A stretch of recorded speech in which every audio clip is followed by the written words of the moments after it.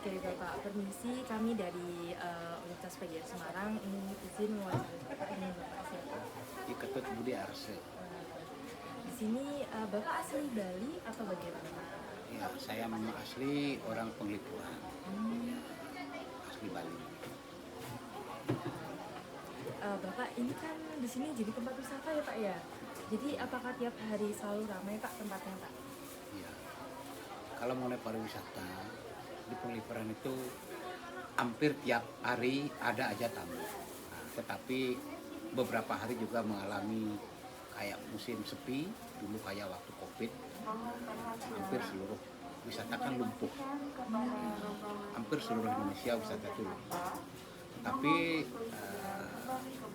juga ketika ada hari Lebaran, nah mau puasa itu kan, tamu juga mengalami penurunan. Nah, karena tamu lokal itu jarang berkunjung, nah, terutama kan keluarga kita ya saudara-saudara kita yang Muslim itu kan banyak berkunjung di sini. Nah, ketika bulan puasa biasanya mengalami penurunan ya hampir sampai 50%. Tetapi tamu masih tetap ada.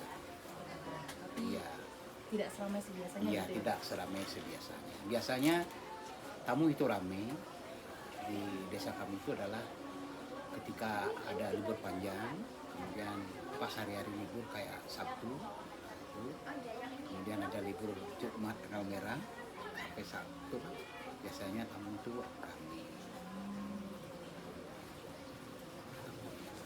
Nah Pak, di desa sini kan saya dari awal masuk itu sudah banyak yang berdagang gitu Pak. Apakah Iya. mata pencariannya itu berdagang? Itu biasanya juga penjualnya itu emang rajin sendiri atau bagaimana ya Pak? Iya, kalau mengenai penjualan atau pedagang itu biasanya adalah baru-baru. Dulu kami itu sebenarnya hidup adalah sebagai desa agraris, kami itu hidup dari pertanian. Kemudian semenjak kami berkembang, kami itu mengalami proses kan, ini semua butuh proses. Itu beberapa tahun itu kami menjadi objek wisata, itu semenjak 92 mulai dipromosikan menjadi objek. Itu karena kami itu adalah salah satu desa yang di Bali itu yang masih mewariskan kearifan-kearifan lokal, dan kami itu adalah salah satu desa yang bersih. Nah, akhirnya timbullah tokoh-tokoh atau di kabupaten kayak Bapak Bupati itu melirik desa kami untuk dijadikan objek. Makanya kami sebenarnya Penglipuran itu adalah bukan bersih setelah menjadi objek, tetapi kami bersih dulu barulah menjadi objek. Nah, 92 mulai dipromosikan, kemudian marketingnya itu adalah terjual ke luar negeri, sehingga waktu itu tamu yang datang itu adalah turis Jepang. Oh, itu di Jepang Pak. Turis Jepang yang paling banyak ya. Nah, 1993 resmi kami dijadikan objek. Artinya kami diberi izin memungut distribusi. Nah, sehingga sampai sekarang sejak kami menjadi objek wisata, dengan hasil dari pariwisata itu, dari pungutan tiket, karena kami kerja sama dengan pemerintah, kami juga dapat hasil. Akhirnya kami lumayan lah, hatinya dulunya bekasnya iuran, kalau ada bangunan kurang, kalau ada perkara keagamaan iuran biasanya kan. Oh iya. Tapi sekarang sudah tidak lagi ada iuran, kami tinggal istilahnya datang gotong royong, misalnya materi atau pembiayaan sudah ada di dalam. Nah, karena wisata ini dikelola oleh desa adat. Terus itu ya, wisata. Itu. Ini biasanya ngerajin sendiri atau bagaimana? Nah, kalau mengenai barang-barang yang dijual, nah ini sebenarnya adalah warga kami masih bertani masih kan, Masih bertani Pak? masih bertani. Nah, sehingga kami tidak meninggalkan kehidupan bertani atau agraris, tetapi sekarang masyarakat makin pintar.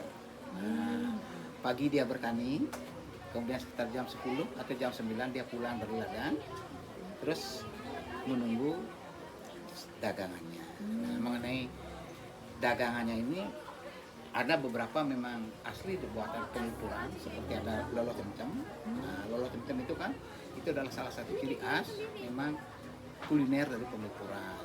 Nah, mengenai kain-kain, ada tas, itu sebenarnya adalah barang yang berasal dari luar, kemudian finishingnya di sini.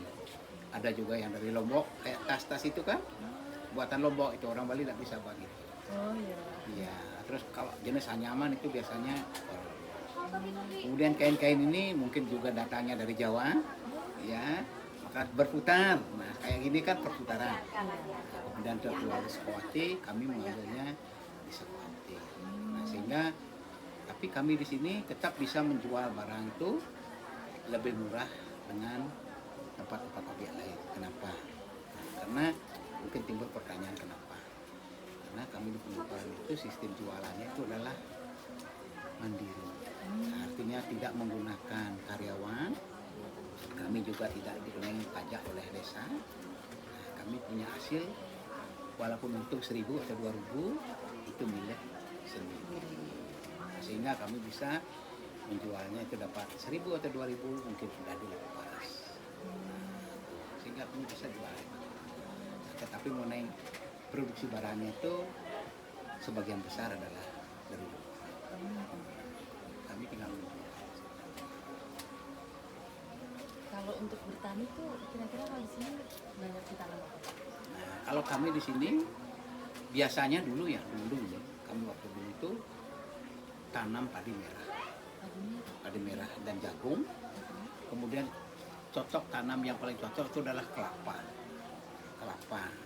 yang paling cocok. Nah, kalau hasil pertanian palawija itu jagung sama padi. Tetapi sekarang sudah jarang menanam itu. Kalian sudah sekarang tinggal ada kelapa, kemudian ada menanam beberapa ya jagung Bali istilahnya. Kalau kami kan punya jagung lokal, ya jagung lokal, jagung Bali tidak begitu besar tapi enak.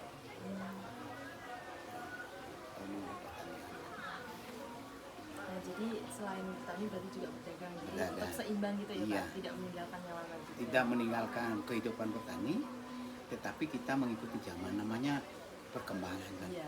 Kalau tidak jualan, tetangga jualan, walaupun dapat untung sedikit ya bisa menunjang. Nah, semenjak menjadi objek wisata, kehidupan masyarakat kami itu memang mengalami perubahan kehidupan.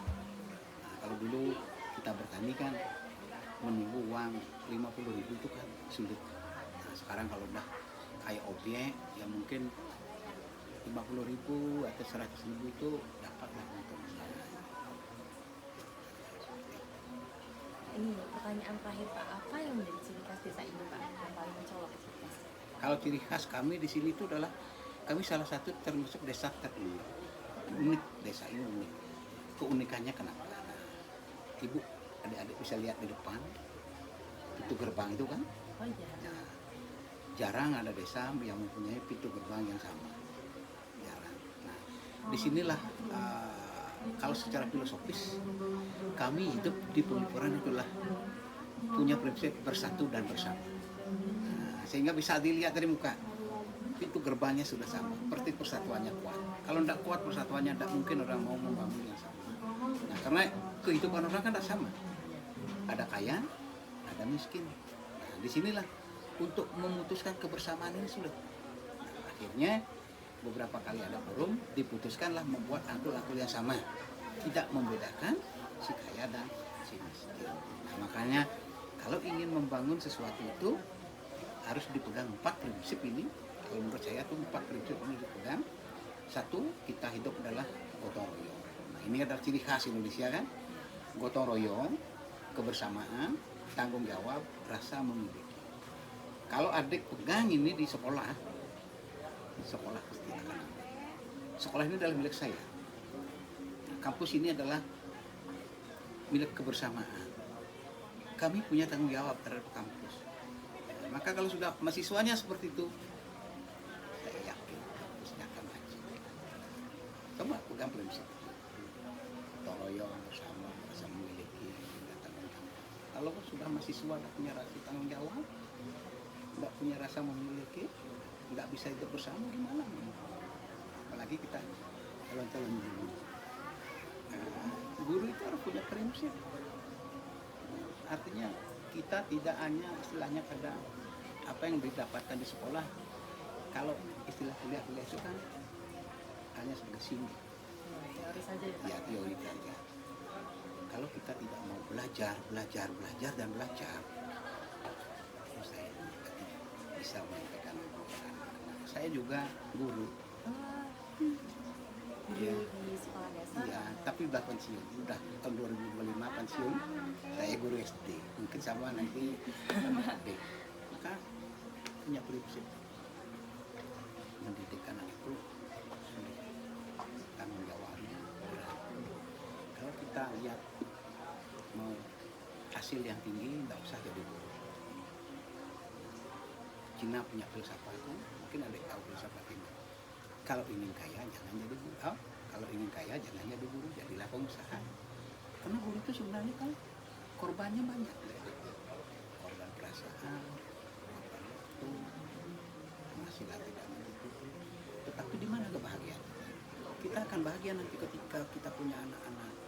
Anak-anak itu berhasil, kalau didik kita di sana nanti bahagia. Saya itu kan orang dulu mendengar anak-anak saya yang saya didik itu sekarang udah banyak yang kerja ke Jepang. Apa bangganya kita jadi hasil guru itu kan mengeluh dan menangis ketika mendengar anak didiknya udah kayak lagi tawuran aduh guru yang pusing. Makanya kan kalau guru saya tahu gitu. Ya, nanti makanya ingat punya prinsip itu tanggung jawab, rasa memiliki. Kayak nanti kalau jadi guru, oh sekolah ini milik saya. Kita milik bersama, bukan milik bersama. Pasti akan bagus. Baik, teman-teman. Udah semester berapa ini? Udah Semester 4 Pak. 4. Iya. Di sini juga banyak anak-anak yang memilih PGSD itu banyak di sini. Kami dulu pernah kayak ini kan tempat kami ini kan. Kami tamatan berapa anak-anak tuh. Les ke sini udah saya bilang tidak ada tempat anak-anak. Nggak ada tempat ini. Saya butuh bukan tempat, saya ingin tahu itu. Syukurlah semenjak saya didik itu berapa angkatan dulu kan saya dengar anak-anak itu kan banyak yang bolos. Anak-anak itu kan sering bolos. Setelah saya beri les, didik di sini banyak anak yang berhasil. Di sekolah itu nggak ada yang udah masuk 3 besar, juara umum, juara 1, juara 2. Karena itu samping kita sebagai guru itu tugasnya adalah bukan hanya mengajarkan materi, tetapi cara-cara belajar. Gimana cara belajar yang benar? Nanti kalian udah bisa. Kalau guru dulu ya kalahnya terus terang ya, guru dulu tuh kalahnya di IT. Ya, kalau IT itu memang kami tidak mampu. Nah, tapi kalau guru-guru yang lama itu ini pengalaman penyampaian materinya. Nah, kalau anak-anak muda sekarang kan IT pintar,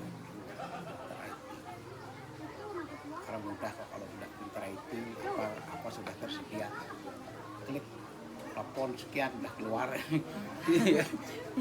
Ya kalau pintar IT dah itu dah mau cari ini cari gitu. Kalau kita yang nggak tahu IT itu udah gimana? Cukup. Oke, Ada lagi? sudah Pak. Nah ini tadi kita sudah wawancara Bapak. Kami mengucapkan terima kasih Pak atas Iya, informasi. ya. Apalagi nanti kalau udah saya udah kayak ini dah adik-adik yang jalan-jalan guru itu pasti saya ajak ngobrol. Saya beri pesan nanti kalau jadi guru ya harus gini ya. Dimanapun juga kita adalah satu bangsa, ingat kita ini adalah kata orang NKRI itu harga mati. Pegang teguh itu. Saya sering pentas itu kan